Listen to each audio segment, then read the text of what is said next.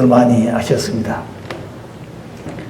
지난 7월 말에 우리가 공부할 때 아마 여기까지 한 걸로 제가 기억이 납니다.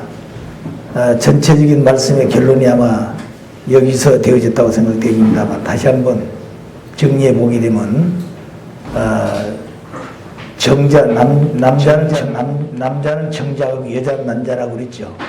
정자는 시가 되고 난자는 밭이라 그랬습니다. 시는 영원히 변하지 않나 밭은 시에 따라 변한다 그랬습니다. 그러니까 시는 영원 불변 유일한 것이죠. 그 말은 무슨 말인가 하니 소나무 씨는 영원히 소나무 씨지 그게 다른 나무로 변하지 않습니다. 그게 무슨 뭐 시간과 공간을 초월해서 변한 것도 아니고 영원한 시는. 그러나 밭은 씨에 따라서 변하게 되는 것이죠. 그래서 금년에 예를 들어서 고구마를 심으면 그건 밭은 고구마 밭이라고 그러는 겁니다.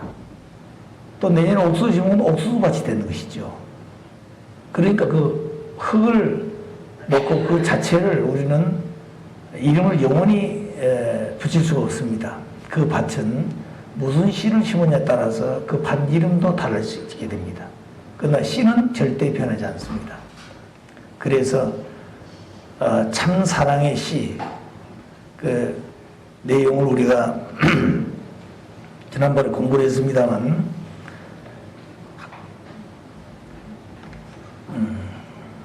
참 사랑의 씨는 하나님의 심정을 지닌 참사랑이 결실되어 심어야 유종만이 된다 그랬습니다. 그렇기 때문에 정자와 난자는 하나님을 중심에서 시작을 놓고 볼 때 정자는 원리 본체에서 나오는 말 되겠습니다. 난자도 마찬가지입니다. 그러니까 하나님의 절대성 정자는 하나님의 심정을 지닌, 그러니까 하나님의 절대성 정자는 하나님 심정에서부터 시작되는 거예요. 그래서 하나님의 절대성 정자는 하나님의 심정을 지닌 참사랑의 씨가 되는 것이고, 하나님의 절대성 난자는 하나님의 심정을 지닌 참사랑의 생명의 밭이 생명입니다. 생명의 몸입니다. 그렇기 때문에 참사랑의 씨하고 참생명의 몸인데 참사랑의 씨는 하나님의 절대성 정자인 심정을 지닌 자리에서 생긴 것이고, 참생명의 몸은 절대성 난자인데 그 난자는 참사랑을 중심한 심정을 지닌 참 생명의 몸이다 그런 얘기입니다. 그러니까 그 사랑과 몸이 하나님 본체 안에 있는 것이에요. 자, 그런데 이 두 내용을 분립해서는 안 되는 것이에요. 그래 이걸 잘못 생각하게 되면 하나님은 남성도 있고 여성도 있기 때문에 아버지 하나님, 어머니 하나님도 된다. 그래서 하나님 아버지하고 하나님 어머니가 계셔서 그 두 분의 사랑에 의해 가지고 아담을 창조하고 해와를 창조했다. 이런 이론을 가지면 안 된다 그런 얘기입니다. 그러니까 어쩌다 보니까 이런 이론까지 지금 나왔다는 얘기죠. 그래서 60년 초 같은 데는 해방 신학자들이 그런 이론을 내놓았습니다.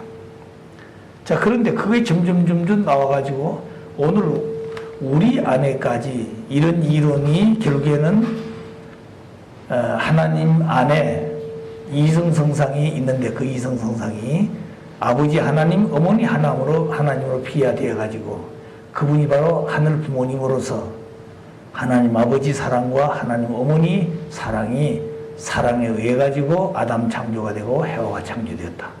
자, 이렇게 이론을 세워 가지고 교육을 하고 있다고 하는 사실은 대단히 잘못된 것이죠. 자, 그래서 아버님은 생전에 계실 때 원리 본체론이 그리 중요한 것이다. 본체는 절대 한 분인데 그분을 유일자 그리고 한 분님 하나님이시다 그분이. 그래서 우리 원리강론에서는 하나님은 이성성상의 하나님이신데 그 이성성상의 하나님이 무슨 하나님이냐? 성상 형상이 된 이성성상의 중화적 통일체로서 모든 존재 앞에 주체적 존재다. 그분은 오직 한 분, 유일자 대신 한 분의 하나님이다. 그런데 그 유일자 되신 한 분의 하나님의 성상 형상이란 이 본 성상 형상이 하나님의 속성이라는 거예요. 그 속성이라는 말은 실체가 있기 때문에 속성이라는 말을 쓴다 그랬죠. 자, 그러니까 지금까지 듣지 않으신 분은 아마 이해를 잘 못할지 모르겠습니다만, 하나의 꽃이 있다. 그럴 때 꽃은 실체입니다. 실체가 있기 때문에 꽃은 아름답다. 이렇게 표현할 수 있다는 거죠. 그 실체가 없을 때는 아름답다 말을 쓸 수가 없는 것이죠. 또 이해도 할 수도 없고. 그렇기 때문에 하나님이란 존재가 있기 때문에 그분의 속성으로서 성상 형상이란 이성성상을 우리는 얘기할 수 있다는 거죠. 그런데 원리감론에서는 그 모든 존재의 주체 되시는 그분의 속성이 성상 형상인데 그 성상 형상을 닮아서 모든 존재 세계가 나와서 피조물은 성상 형상으로 나타나 있다. 그런데 그 피조물의 본체가 원인자가 성상 형상화 되어 있는데 그 원인자 대신 본체의 성상 형상하고 그분 닮아 나타나는 결과 세계의 본 성상 형상은 어떻게 다르냐?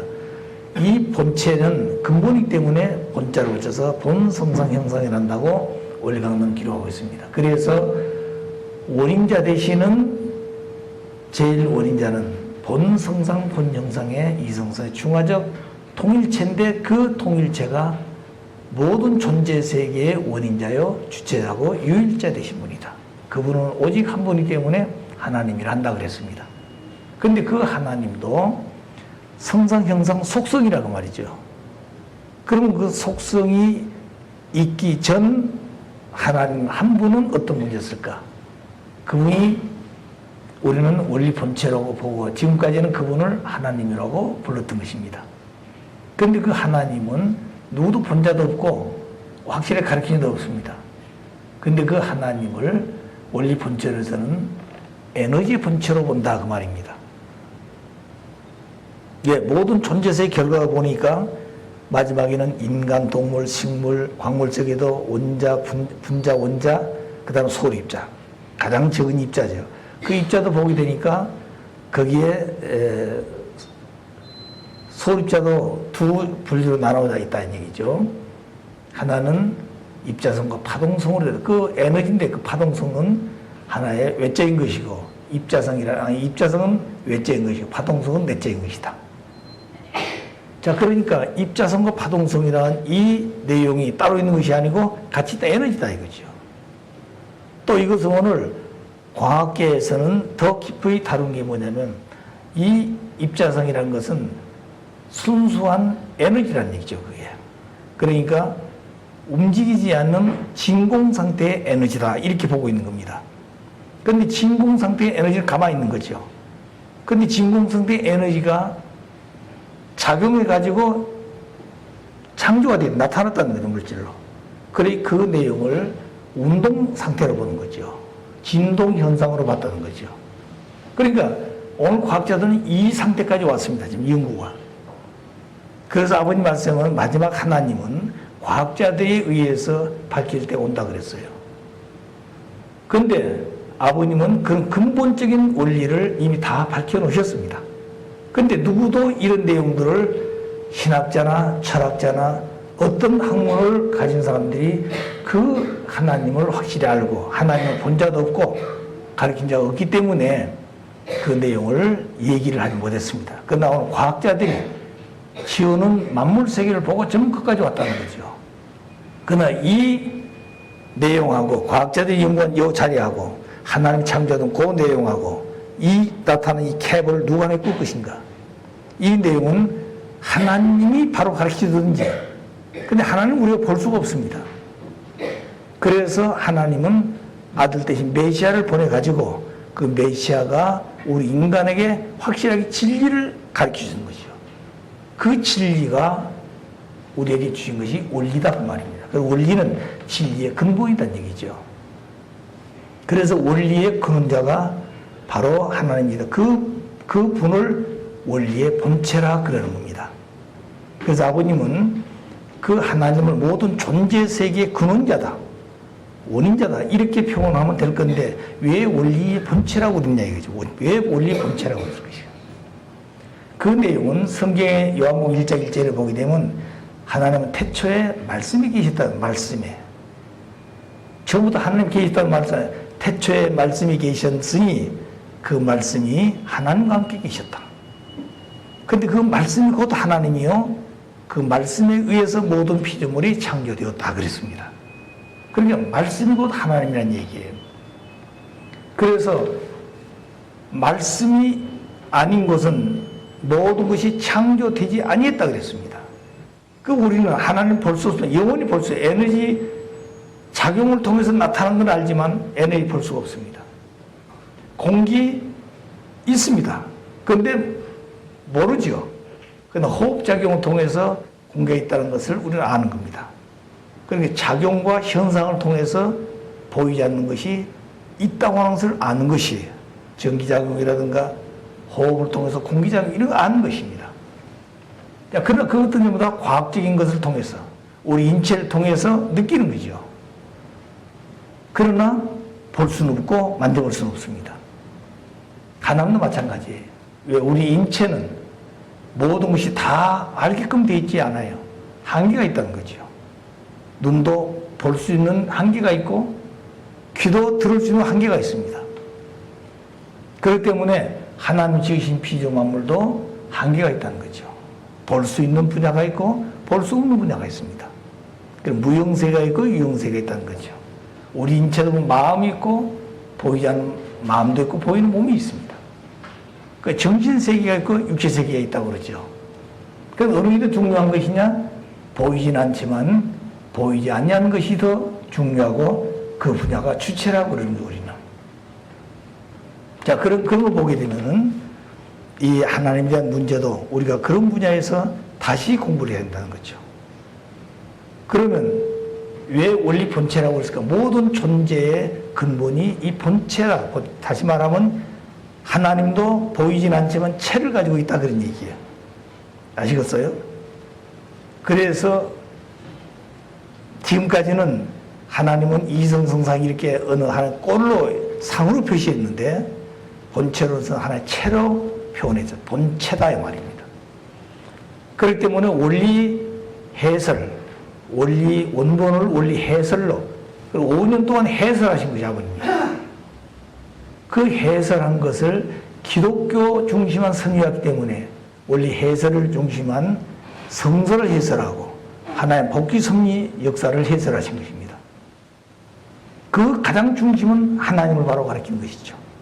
그리고 섭리의 중심 대신 역사를 공부하면서 예수님을 이 땅에 보내신 섭리의 내용이 무엇인가? 그리고 예수님이 오셔서 무엇 하시려고 하셨던 것인가? 그리고 예수님이 왜 십자가에 돌아오셨는가? 왜 기독교를 세우셨는가? 기독교의 목적이 뭔가? 왜 죄를 지고 오셔야 되는 것인가? 이런 내용들을 가르친 것이 쉽게 말하면 원리 해설입니다. 그런데 원리 본체, 아버님 원래 원리 본체 속에는 종교라는 말이 필요 없는 거예요. 그래, 타락하지 않았으면. 본연에서 종교가 필요 없는 것이죠. 예. 자, 그런데 타락했기 때문에 종교가 필요했고, 종교 속에서 많은 지역의 민족성에 따라서 종교가 나오게 됐습니다. 자, 그러므로 그 많은 종교 중에 중심된 종교가 뭐냐? 이 기독교라는 거죠. 왜 기독교 중심이 있느냐? 하나님을 아버지로 대할 수 있었다는 거죠. 그 내용이 하나님이 창조하던 본연의 이상이 인간과 하나님과 관계는 부자 관계로 지었기 때문에 그 이상을 들고 나왔던 것이 기독교이기 때문에 중심 종교가 된 것입니다. 그 주류 사상이 기독교고 그 중심에 섰던 분이 예수님이었다는 거죠. 그래, 그 사상을 이어오신 단체가 기독교, 그 주류의 열매로 오신 분이 메시아 되신 참 아버님이시다 이 말입니다.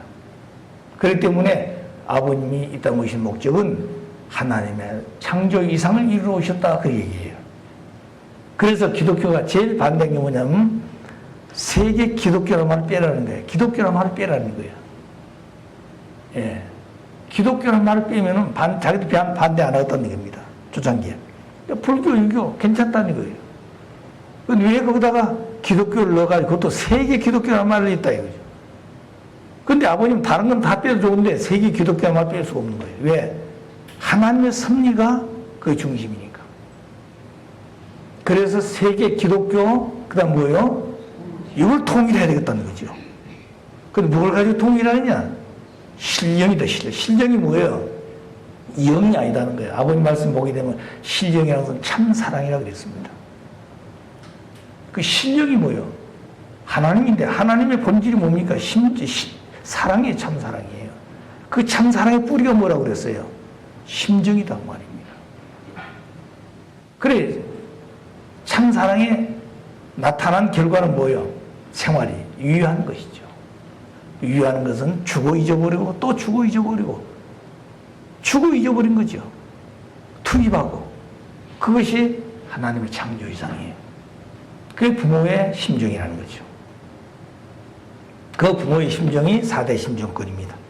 그래서 이와 같은 4대 심정권을 실체화에 나타난 것이 4대 사랑이에요. 자, 이와 같은 내용을 이루기 위한 것이 3대 왕권인데 그 3대 왕권을 지키기 위한 기대가 이게 가정이에요. 이 가정을 보호하기 위한 기대가 사육이 됩니다. 이게 창조 목적이라고 우리 배웠죠. 자, 그런데 그 가장 핵심이 바로 뭐냐면 하나님의 참 사랑의 씨다 그 말입니다. 그래서 외적으로 보면 하나님은 아버지신데 내적으로 뭐라고요? 부모다, 부모. 속성이. 그래서 당신 속성에 있는 두 요소가 실체로 나타난 것이 아담 해와예요. 그래서 나타난 것은 둘인데 본체에 들어가면 하나다 이겁니다. 그래서 하나님은 성상 형상도 하나님의 속성이고 그 다음에 양성 음성도 하나님 뭐요? 속성이라고 했죠. 그래서 원리 본체 속에는 어떻게 보면 이성 성상이 아니고 무슨 성상이에요? 사성 성상 같이 보이지만 사성성이 아니라는 거예요. 그래서 본 성상 형상이 있고 본 양성 음성인데 본 성상 형상이 주성 1차 속성입니다. 하나님의. 하나님 마음 몸이다 이 말입니다.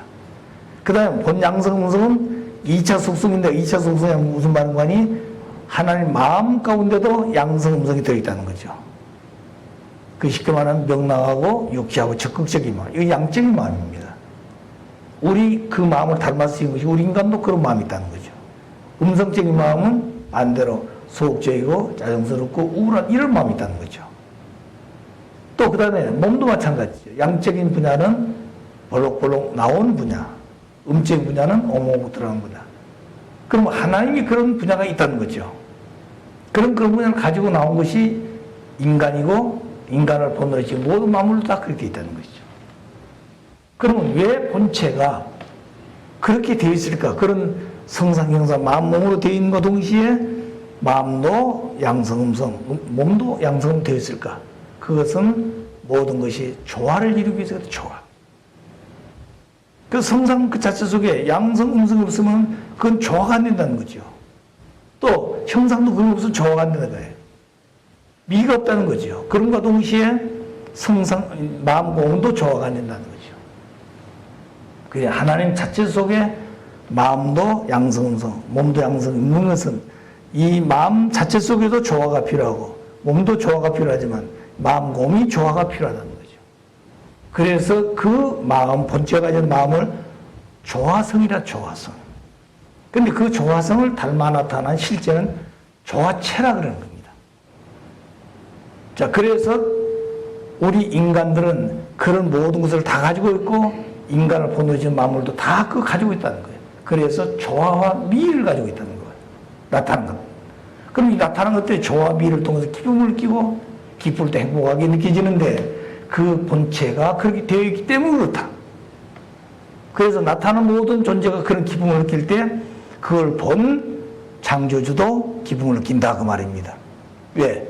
모든 기쁨과 그리고 미는 실체를 통해서 느끼고 그리고 그걸 보고 채우라고 사랑하고 그리고 그걸 내가 소유했을 때 그때 기쁘고 행복해진다 이겁니다. 근데 상대가 없으면 사랑이라든가 심정이라는 것을 느끼고 채우라니 안 되는 거예요. 그 소유라고 하는 것이 없다는 거죠. 그래서 하나님도 심정과 참 사랑의 본체지만 대상이 없이는 느끼고 채우라고 그리고 소유할 수가 없다.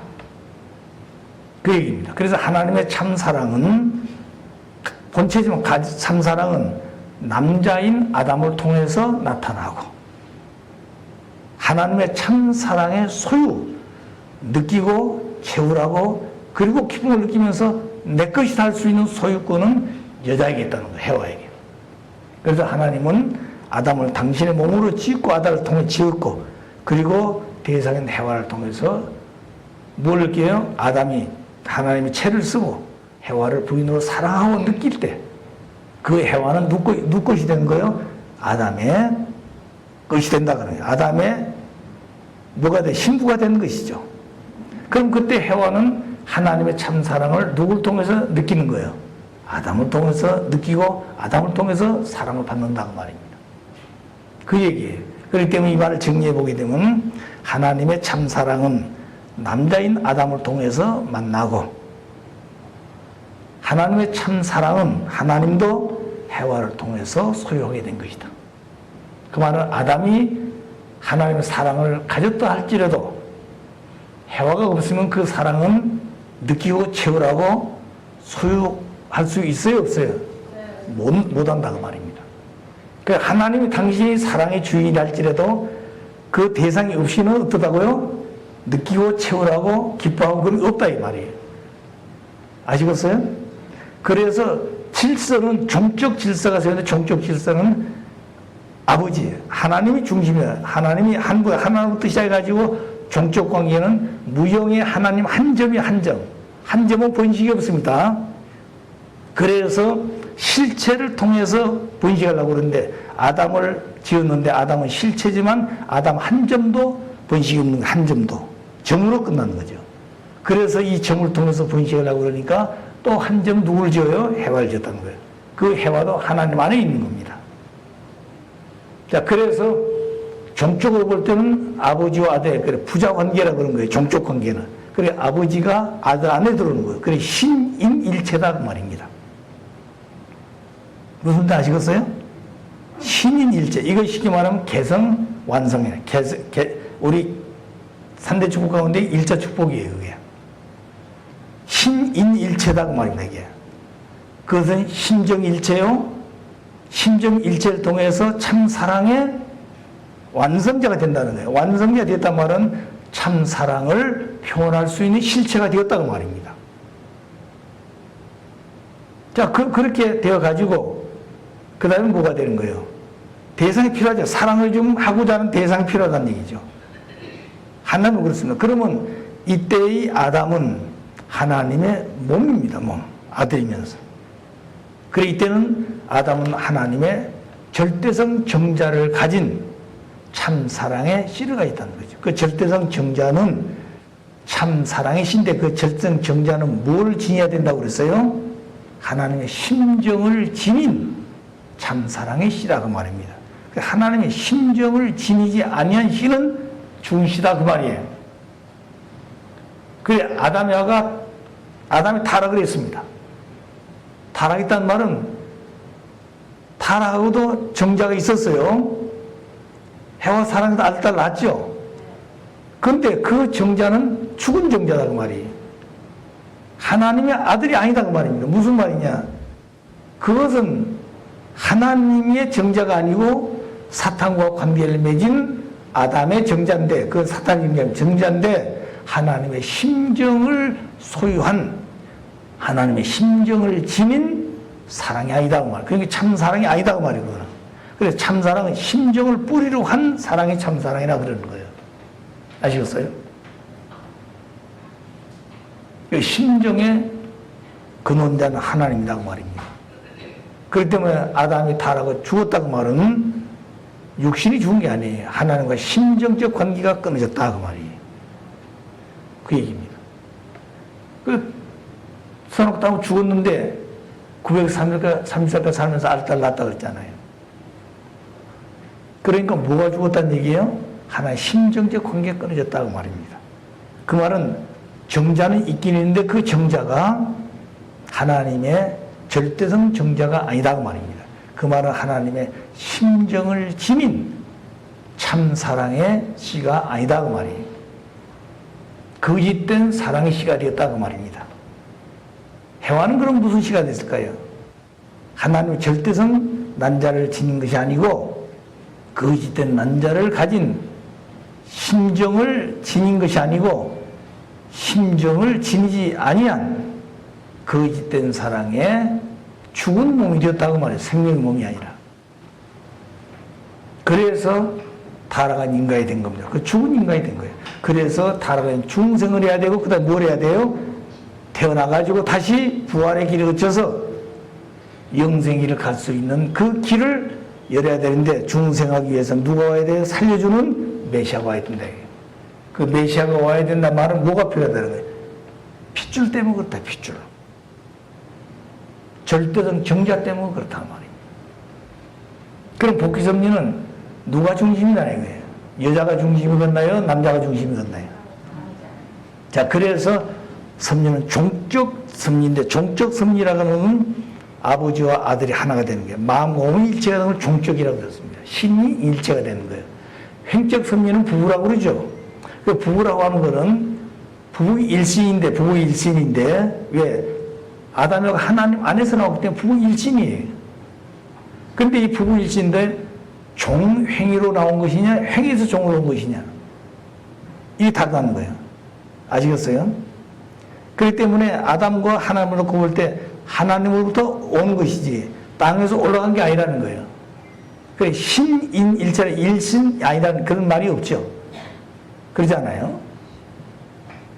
자, 그 다음에 이 횡으로 볼 때는 부부 일신이라고 그러는데 부부라고 그러니까 이 쉽게 말 뒤에 있는 부자를 붙여가지고 앞에 부부라고 이렇게 붙여놓을 수도 있어요.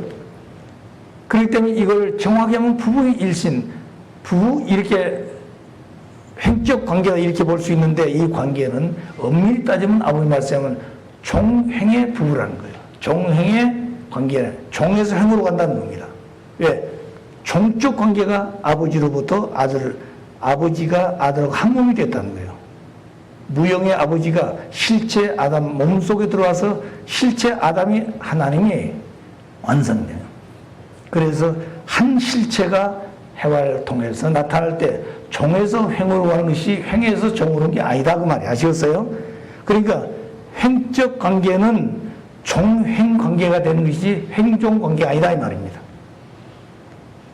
그리고 아버님이 생전에 계실 때 어느 시대에 굉장히 꾸중하셨어요. 종횡 관계는 아버지 중심에서 어머니로 가는 것이지 횡종으로 온다는 얘기는 어머니 중심에서 아버지 온다는 말이죠. 그 아니거든요. 그게 아니라는 거예요. 그게. 그러니까 부부라고 하는 이 횡적 관계라는 개념을 우리가 다시 알아야 된다는 것입니다. 무슨 아시겠어요? 그러니까 종적 질서와 횡적 질서 이게 어디서부터 와야 되는 거니? 본체 대신 하나님으로부터 다시 와야 된다는 거예요. 모든 거기서 다시 세워져야 되는 겁니다. 질서가. 모든 걸 거기서부터 우리 인간이 닮아와야 되는 거예요. 남자도 거기서부터 아버지로부터 여자도 그 하나님 안에서 닮아와야 되는 겁니다. 거기서부터 근본이 달라지는 거예요. 하나님을 재놓고는 절대 존재성에는 하나 될 길이 없습니다. 어떤 것도 안 되는 것이에요. 그래서 아버님은 원리를 밝힐 때 하루아침에 밝히는 게 다 밝힐 수 없습니다. 아버님 말씀 보게 되면은 처음부터까지 전부 다 일관적입니다. 50대 말씀이나 성화시전의 말씀이나 근본 핵심은 똑같습니다. 그런데 그 시대마다 말씀을 대하는 대상에 따라서 표현이 좀 달라요. 초창기 아버님 말씀을 되면 절대신앙, 절대단, 절대복종 이런 말씀도 있어요. 또 참사랑, 참생명, 참혈통이라는 말을 그때는 안 썼습니다. 그때는 보게 되면 참사랑, 참생명, 참 이상이라는 말을 썼어요. 그때는. 그런데 왜 50, 60대는 이상이라는 말을 썼을까? 그때는 혈통이라고 말 쓰면은 이상하게 바꿨죠. 그러다가 무슨 피가 나간다고 그러니 뭐 별소리도 하는데 그렇게 할 수가 없었다는 거죠. 그렇기 때문에 참사랑, 참생명, 참 이상이 남았어. 하나님 이상이죠, 그게. 그런데 이제 2차 섭리 45도로 출발하면서 본격적으로 시작한 것이 생식기 중심한 섭리하면서 비로소 참사랑, 참생, 참 혈통이라는 말을 쓰게 된 겁니다. 혈통을 쓰게 되실 때 절대성 말 쓰게 돼요. 절대성을 쓰게 될 때 절대 생식기를 얘기하게 되신 것이에요. 자, 그러니까 본체 자체도 뭐가 있다는 거예요. 남자, 여자가 하나님 닮아서 나왔는데 남자의 생식기도 하나님 안에 있다는 얘기 없다는 얘기예요. 여자도 마찬가지예요.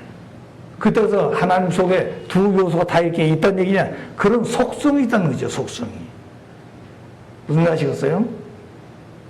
근데 그걸 갖다가 그냥 하나님 안에 아버지, 어머니가 계셔가지고 두 분이 사랑해가지고 아담을 창조해 해와 창조해 이런 식이 되면은 어떻게 되었나요? 그게 아니다 이겁니다.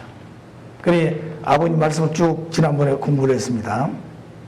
하나님은 사랑의 씨앗이 있어, 이 우주를 창조해 사랑의 씨앗이 있어가지고 그 씨에 핵이 하나님 들어가셔가지고 다시 말하면 심지어와 같이 하나님 사랑의 심지어가 들어가셔가지고 거기에 하나님께서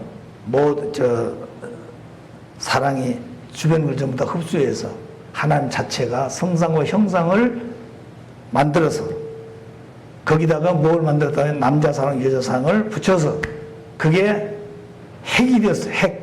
한 핵이. 그래 그 핵이 곧 하나님이라고 그랬었어요. 그분이 한 분이라요. 한 분. 그리고 그 속성은 한 분 속에 들어있는 겁니다. 이해가 되나요? 그 생각을 많이 해야 될 거예요.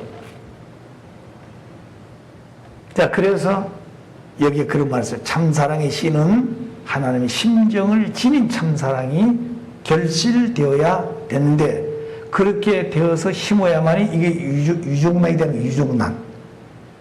그런데 하나님 참사랑의 씨가 하나님 심정을 지닌 참사랑이 결실되지 못하고 심어놓으면 그것은 무정란이다 이 말입니다. 그 얘기예요 이게. 그런데 참사랑이 결실이 안 되면 심어도 무정란이다. 그러니까 이게 제가 한 말이 아니고 아버님 말씀이 그런 말이 있어요. 말씀 선짐 608권의 48쪽에 이게 2009년 2월 18일 날 하신 말씀입니다. 이 말씀 선집이 있어요. 이런 말씀이. 자, 그런데 이런 말씀들을 잘 모르죠. 왜? 관심이 없으니까. 읽어도 잘 몰라요. 아버님 만드신 천성경 속에는 근본적인 다 들어있는데 오늘 가정에 맞는 이걸 잘 다 빼버렸습니다. 왜 그러냐? 모르니까. 무슨 설교한 식으로 자기들 필요한 것만 딱 넣어놓고 다른 건 다. 오늘 우리는 그래서 말씀의 소중함을 깊이 알고 모르면 615권 지금 나와 있는 말씀을 다시 공부해야 됩니다. 요즘 우리 다 컴퓨터 다 입력되기 때문에 찾으면 다 찾을 수가 있어요. 그래서 우리는 말씀 속에 다시 찾아 말씀대로 살아야 됩니다. 자기식으로 살면 안 돼요. 그러니까 우리가 성서를 공부한 것도 그리고 원리를 공부한 것도 뭐가 기준이 될 것인가? 뭐가 기준이 돼야 되겠나요? 본연의 자리에 들어가서 봐야 돼요. 하나님 입장에서 볼 때 하나님 본연의 창조하시기 전 에덴 동산 볼 때 거기에 무슨 성서가 있었겠나요? 하나님 창조 이상 성서가 없는 거예요. 그거는 원리밖에 없는 거예요. 원리. 그리고 영계에 가게 되면 뭐가 있겠나요? 영계에 가면 뭐밖에 없겠나요? 거기는 원리 원칙밖에 없습니다. 그리고 거기는 탕감법도 없어요. 탕감에는 타락한 인간들이 잘못해서 본연의 인간으로 돌아가려고 그러니 죄진 것을 뭐라고 할까요? 청산하기 위해서 참부모가 찾아가지고 조건을 세워서 가는 길을 만들어준 겁니다. 그래서 메시아가 필요한 거예요. 참부모가 안 계시면 그 길이 없는 것이에요. 그래서 실제 메시아가 필요한 겁니다. 예수님 당시 보십시오. 그때는 음녀가 죄를 지면 현장에서 돌로 쳐 죽였잖아요. 그 예수님을 지금 뭔가 지금 잘못한 것을 잘못한 예수님을 좀 뭐라고 할까요? 율법에 위배한 자로서 국법에 좀 넘기기 위해서 음녀를 예수 앞에 데리고 오잖아요. 치지 않고. 와서 이러이런 여인을 데리고 왔습니다. 이 여인을 어떻게 할까요? 예수 앞에 묻잖아요. 예수가 곤란해졌다는 거예요. 이를 치라고 그러면 당신은 원수를 사랑하라고 그러는데 왜 그렇게 하라고 그러는 것도 하게 되었고, 이를 사랑하고 율법을 어긴 자가 될 거고. 자, 그래서 꼼짝없이 걸렸는데 예수가 뭐라고 그랬어요? 참 예수는 지혜로운 분이죠. 그래서 하신 말씀이 뭐라고 그랬어요? 죄 없는, 다시 말하면 너희들 가운데 정죄한 죄가 없는 자를 돌로 쳐라 그랬어요. 그럼 뭔가 땅바닥에 엎드려서 뭘 쓰고 있었다고 그랬어요. 예수님은 이 땅에 오셔서 글자 하나 남겨놓지를 못하고 하셨습니다. 뭔가 땅에다 뭘 쓰고 계셨다고 그랬는데 너희들 가운데 죄 없는 자가 돌로 쳐라. 나중에 다 도망갔어요. 그래서 보니까 그 죄인 여자 남았어요. 그래서 여인에 그랬습니다. 나도 너를 용서할 것이니 이제부터 죄 짓지 말고 살아 그랬습니다. 그게 실체가 계시기 때문에 실제 죄를 지면 용서할 수 있다는 말이에요. 영계에 가면은 그런 법이 없습니다. 아시겠어요? 영계는 탕감법이 없다고 말이에요. 그래서 아버님은 이 땅에 오셔서 아담과 거짓된 부모가 되어서 만들어 놓는 종형의 8단계 모든 전체를 탕감복귀, 섭리, 완성관계를 완료를 해서 아담과 타락하지 않고 완성해서 섭리를 출발하고 있던 그 기대까지 세우는 겁니다. 이 길을 한학제 어머님을 중심해 가지고 50년 성원하시고 50년 안에 다 이루어야 되는 거예요. 이것이 아버님이 하셔야 될 섭리의 책임감입니다. 이 기간 동안 안 하면 아버님 안 되시는 것이에요. 그래서 아버님이 얼마나 바쁘셨겠냐고 말입니다. 누가 그걸 하셔서 하겠어? 누가 그걸 알아서 하겠냐고 말입니다. 메시아가 아니면 모르는 거예요, 그게. 또 그런 내용을 알 때 책임 분담을 모르면 못하는 것입니다. 첫째는 원리를 찾아서 원리를 확실히 알아야 되고, 원리를 알았더라도 인간 책임 분담을 모르면 못하는 것이에요. 그리고 그때 그 시기 그때 뭘 해야 될 것인가 하는 것을 모르면 못하신 것입니다. 그런데 아버님은 그걸 아신다고 말이죠. 그런데 어머님은 그걸 모르신다고 그랬습니다. 어머님 원리도 모르시고 탕감묵기를 모르신다고 그랬습니다. 그럼 어떻게 어머님 하시냐? 아버님 따라가시면 되는 거예요. 아버님 하자 하신 대로 하면 되는 겁니다. 그게 절대신앙, 절대상, 절대 복종만 하면 되는 것이에요. 그래서 어머니는 아버지 안에서 아버님에 의해 아버님을 닮아야 되는 것입니다. 그래서 참 부모 앞에, 참 아버지 앞에, 참 어머니로서 세워가지고 참 어머니의 자리에 나아가도록까지 참 아버지 안에서 참 아버지에 의해 참 아버님을 닮은 참 어머님으로서의 나아가는 게 50년을 해야 되는 거예요. 여기까지 왔다는 거예요, 어머니가. 그럼 그때부터 교만은 안 되는 것이죠.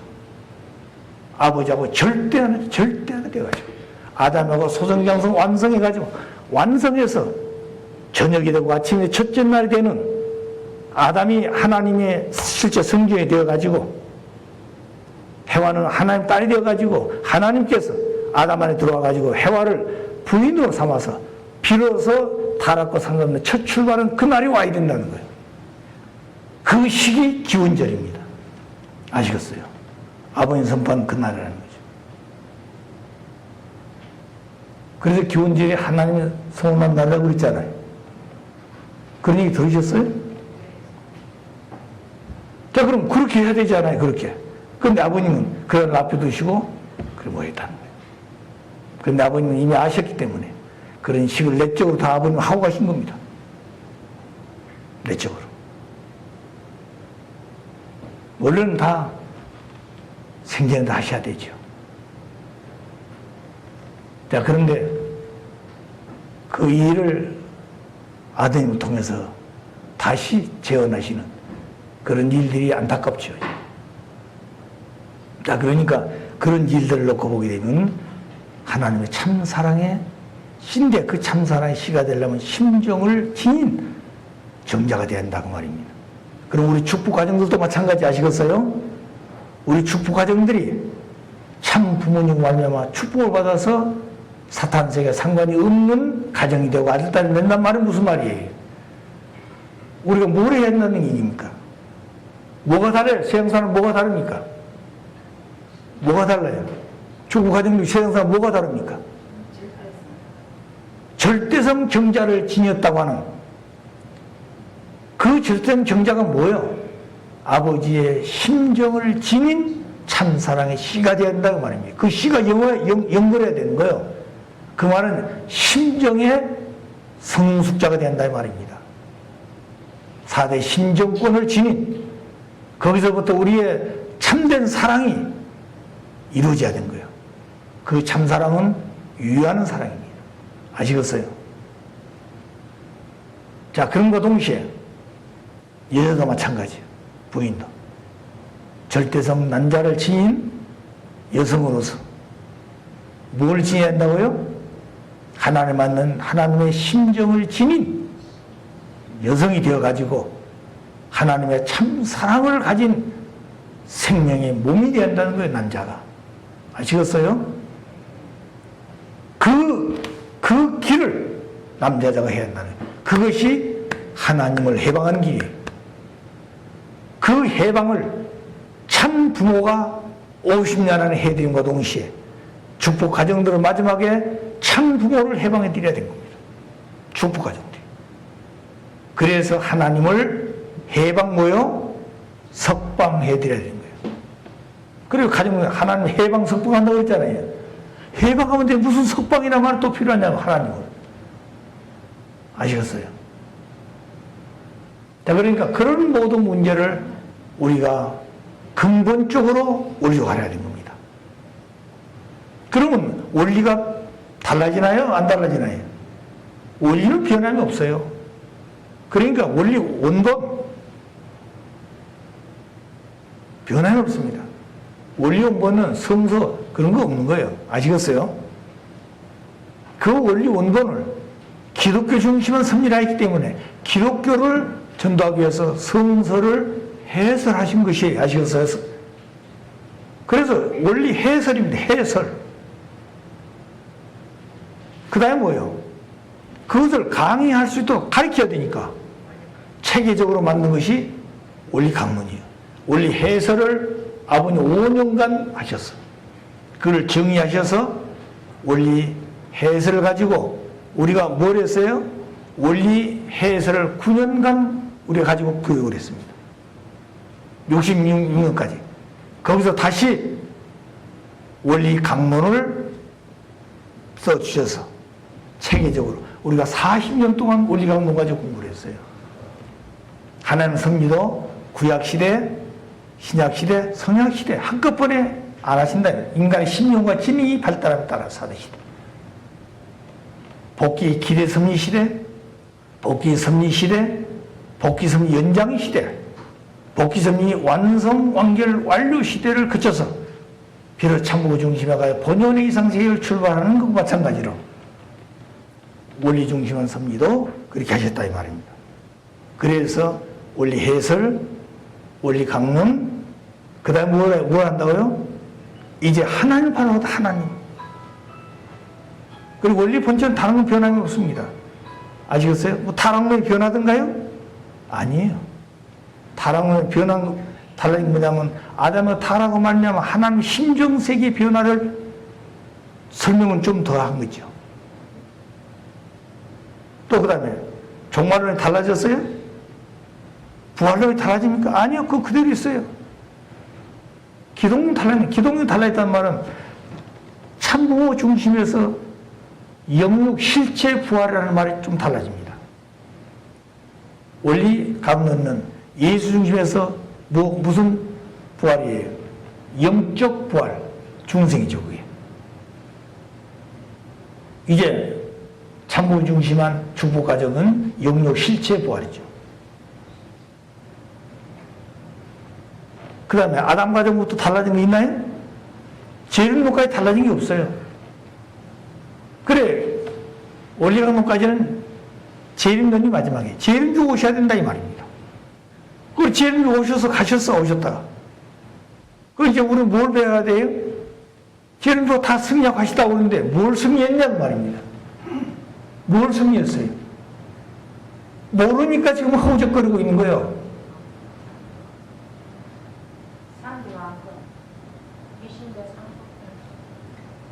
부모님의 모든 것을 상속해야 되잖아요. 뭘 상속해야 될까요? 복귀선녀 가장 중요한 것은 혈통입니다. 혈통을 소중히 여길 줄 알아야 돼요. 우리 축복하는 혈통이 얼마나 귀한 것을 알아야 된다 이 말입니다. 아시겠어요? 우리 축복하는데 점점점 축복 가정 의미를 몰아오고 있는 거예요 지금.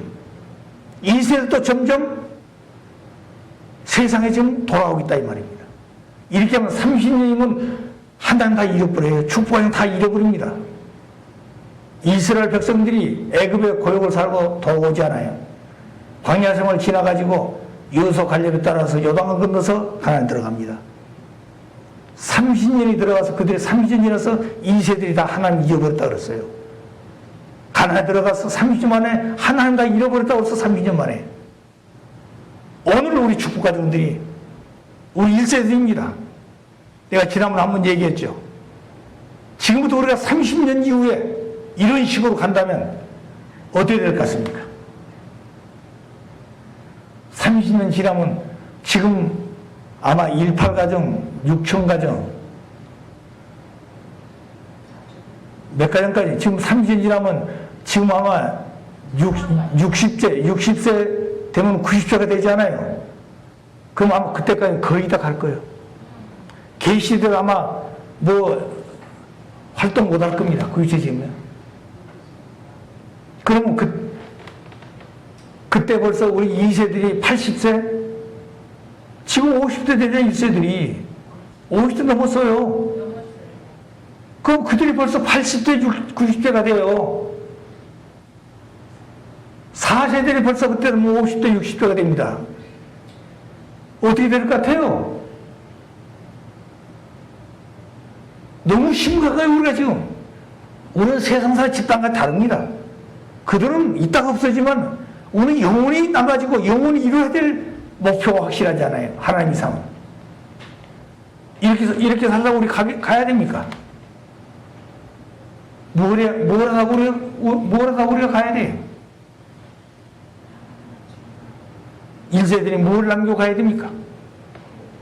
우리 전직 목회자 했던 사람들이 제일 먼저 어려울 때 들어와가지고 원리를 듣고 기뻐하고 부모가 반대하면 부모도 다 뒤에 두시고 학교도 다 그만두고 친구도 다 외면하고 이 길이 옳다고 찾아왔는데 그리고 우리 식구들을 군주전에서 선두에 서가지고 교육하고 친구가 왔는데 오늘 목회되는 사람들이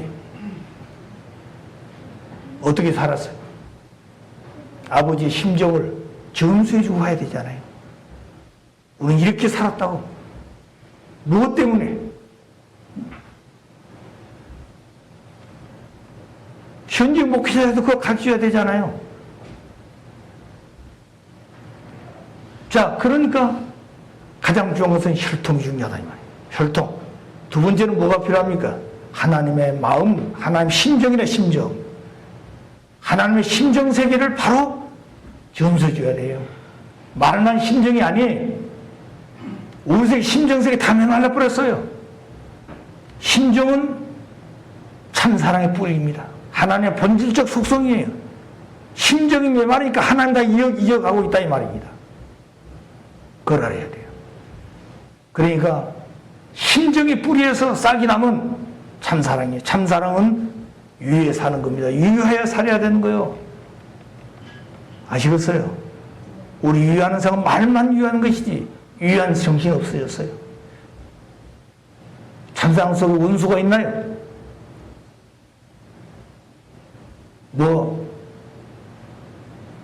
자녀들 따라 뭐라고요?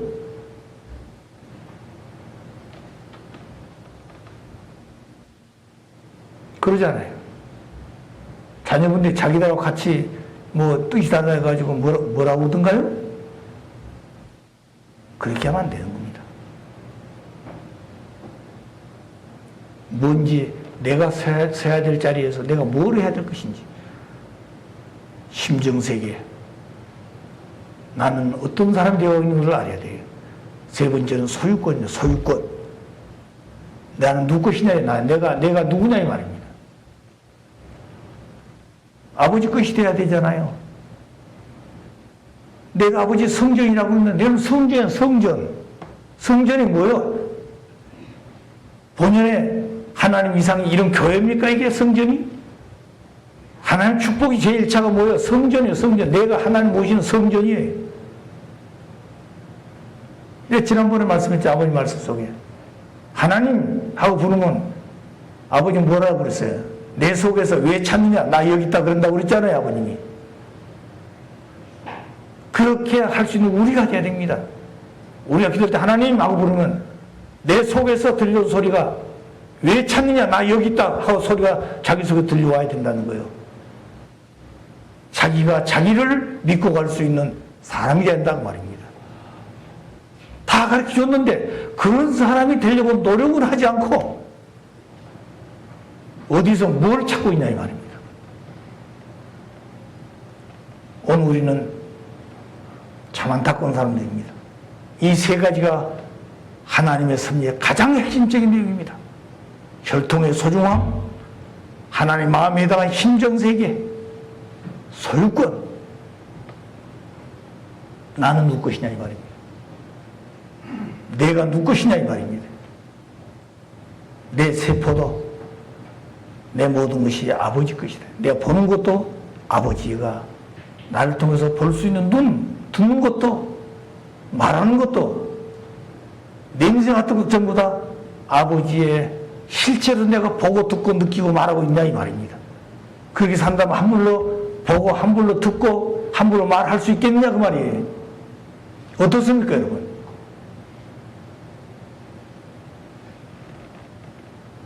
사람이 돼야 되죠. 그래서 아버님은 말씀을 훈독하라고 그랬어요. 다른 건 안 가르쳤어요. 말씀 속에 내가 있다는 말씀 속에. 아버님 육신석 때문에 영원히 지상에 안 계셔. 하나님도 영원히 볼 수가 없다. 그렇지만 말씀을 찾아줬기 때문에 나는 이제 영계에 가도 된다. 이 말씀은 영원한 것이다. 영원히 있는 것이다. 영원히. 그래서 말씀 훈독 교재를 주었다. 그래서 교재 교본이에요. 교재 교본. 가르치는 것이 교재인데 그것이 교본이요. 모든 인류가 똑같아. 교본이라는 말은. 변경할 수 없는 거예요. 과거의 미래 똑같습니다. 그건 교재 교본이요. 교본. 그러니까 앞으로 이상은 하나로 가는 거예요. 오색인종이 통일되는 거예요. 자동적으로. 그걸 우리가 이제부터 해야 돼요. 다른 거 할 필요가 없어요. 아시겠어요? 말씀을 뭐 한다고요? 훈독하는 생활이 돼요. 그 말씀은 아무 게 아니에요. 8대 교재교본이에요. 그걸 하셔야 됩니다. 그 생활을 이제부터 우리가 해야 돼요. 그 속에서 아버지의 뭐요? 심정의 참사랑의 씨가 그 속에서 하나님의 심정의 참사랑의 생명의 몸이 성숙되는 거예요. 거기에 두 실체 남자자가 사랑하는 생식기가 거기서부터 아버지의 아들, 딸이 결정되어지는 그런 가정이 된다는 거죠. 그래야 하나님을 해방하고 석방되어지는 가정이 되는 것입니다. 자, 그래서 오늘 이런 내용을 말씀드린 거예요. 그래서 달걀도 보게 되면 무정란이 있고 유정란이 있습니다. 겉으로 모르는 거예요. 그런데 아는 길은 수탉과 암탉이 같이 있을 때 그거는 유정란이 되지만 닭장에 모이만 먹고 알을 낳는 그건 무정란입니다. 무정란. 무정란 달걀하고 유정란 달걀은 모양이 똑같습니다. 똑같아. 그러나 유정란도 병아리를 까게 되면 숙병아니 안병아니 누구도 모르죠. 그런데 병아리가 되어 나오고 난 다음에 감별사들도 비로소 숙고담 것을 그때 아는 겁니다. 달걀 잘지도 모르는 거예요. 우리 인체 속에는 그렇게 되어 있다는 거예요. 그걸 다 알게 되어 있지 않습니다. 하나님도 볼 수 있게 존재하는 게 아니에요. 자, 그런 내용들을 우리가 깊이 알아야 됩니다. 과일도 자기들 때는 씨가 원되고 맛있는 것입니다. 사람도 완숙되어지면 맛이 있어요. 그 맛이 뭐예요? 사랑의 사람이 되고 심정의 사람이 되어지면 맛이 있습니다. 그 말은 모든 사람이 다 좋아한다 그 말이에요. 자, 그런 사람이 되도록 노력해야 된다 그런 얘기입니다. 저는 그게 말씀의 사람이에요. 말씀의 사람이 돼야 됩니다. 그러잖아요. 우리가 교회 왜 옵니까? 왜 와요? 왜 우리가 신앙생활하죠?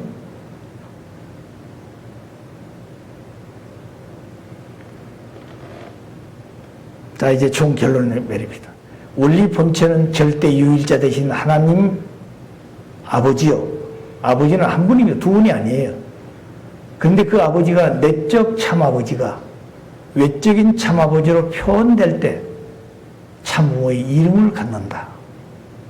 내적인 참아버지가 외적인 참아버지로 표현될 때 이름을 누구라고 한다고요? 참부모의 이름을 갖는다. 그래서 아버님은 이 땅에 오실 때 아버지의 이름으로 왔다 그랬습니다. 성경도 보게 되면 재림이 오실 때는 아버지의 영광으로 온다 그랬습니다. 예수님하고 달라요. 예수님은 아들로 왔지만 아버님은 아버지의 이름으로 오신다 그랬어요. 다른 것이죠. 그래서 하나님이 아버지가 참부모를 만나기가 하나님도 하나님 아버지가 참부모를 만나기가 태평양 바다에서 한 마리밖에 없는 고기를 낚는 것보다 더 어려운 것이라 그랬습니다. 태평양 바다에 한 마리밖에 없는 고기인데 그 고기를 어떻게 해서 낚시로 낚이겠습니까? 그런데 아버님은 그 12,000m가 넘는 그 태평양 기본에 그 넓은 바다에 한 마리밖에 없는 고기를 하나님을 아신다 그랬습니다. 근데 그거 알고 하나님이 낚싯대로 낚는데 그것까지는 하나님 하셨다는 거예요. 근데 고기가 물어야 낚는다는 거예요. 하나님 관계가 안 된다는 겁니다. 고기가 물어야 낚는다는 거예요. 그러니까 하나님도 참부모 만나기가 얼마나 어렵나 그 말입니다. 아시겠어요? 그게 참부모는 하나님 마음대로 못 만든다는 거예요. 그것이 인간 책임분담이라고 말입니다. 아담의 책임분담이라는 거죠. 그렇기 때문에 아버님 이 땅에 아버지로 오셨지만 아버지가 책임분담을 다해서 참부모가 실체가 되지 않는 하나님도 참부모가 될 수 없다는 말이에요. 그래서 아버님이 참부모가 되셔서 무형의 아버지 하나님을 실체 참부모가 되게 하시는 분이 누구예요? 참부모다 말입니다. 그래서 구약시대는 하나님을 여호와 하나님, 주 하나님이라고 그래서 왜 종의 시대니까 주. 신약시대는 예수님 아버지 하나님이라고 그랬어. 아들이니까. 성약시대는 참부모 시대예요. 하나님 아버지를 실제 참부모 되시게 하시는 분이 재림주요. 그래서 메시아요, 재림주요, 구세주요, 참부모로 오셨다 그랬어. 그 참부모가 실체로 완성되시면 재림주도 다 완성되고 구세주도 완성되고 메시아 완성되는 거예요. 가시죠. 그래 참부모가 중요한 거예요. 그래서 아버님은 가실 때 나는 다 이뤘다 그랬어. 아시겠어요?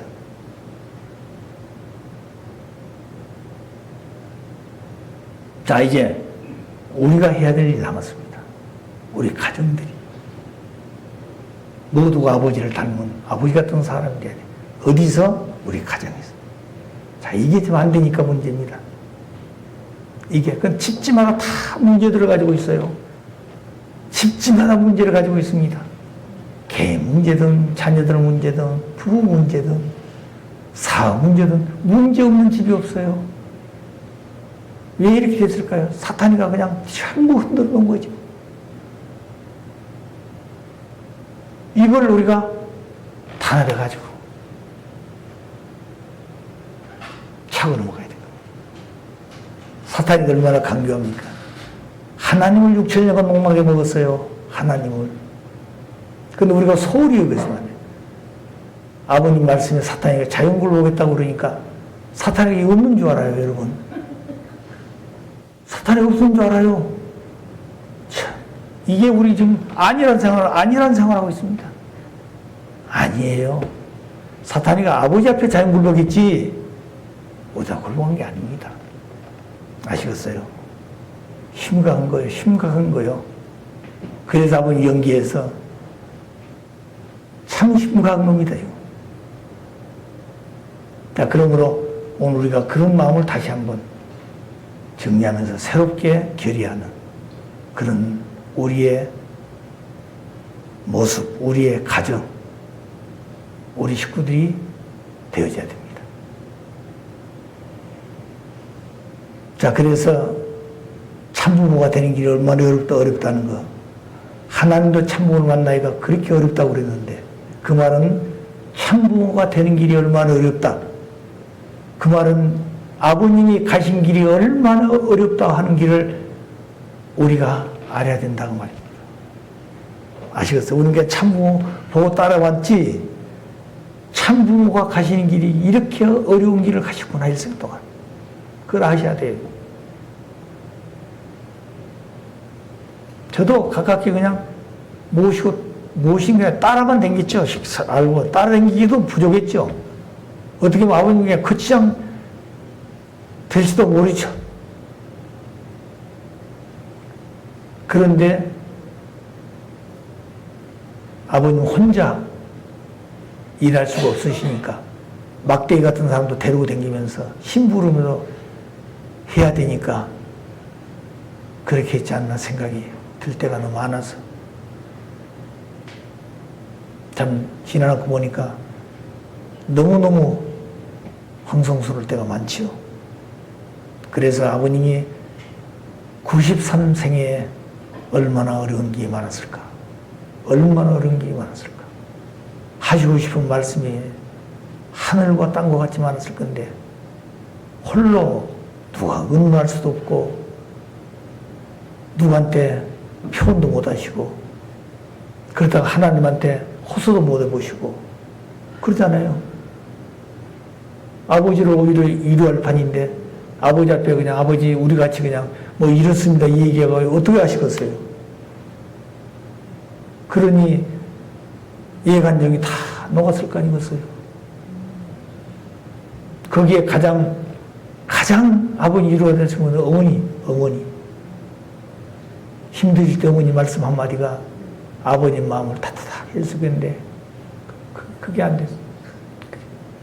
또 자녀분들 우리가 100번 얘기한 것보다도 한마디 말씀이 그렇게 아버님 위로가 될 수 있었을 건데 자 그게 가깝게 대할 때마다 안 됐어. 지나고 보니까 그게 너무나 마음이 아파옵니다. 그래서 참아버지께서 원리를 찾는 것이 태평양 바다에서 모래알을 찾는 것보다 더 어렵다고 하셨습니다. 태평양 바다에서 모래알을 하나하나 찾는 것보다 더 어렵게 찾는 것이 원리라 그랬어요. 우리가 그런 원리를 좀 공부하고 있는 것입니다, 여러분. 이 벌처럼 교회 간다고 그러니까 이게 무슨 장사꾼이 그냥 떡을 그냥 하는 게 아니에요.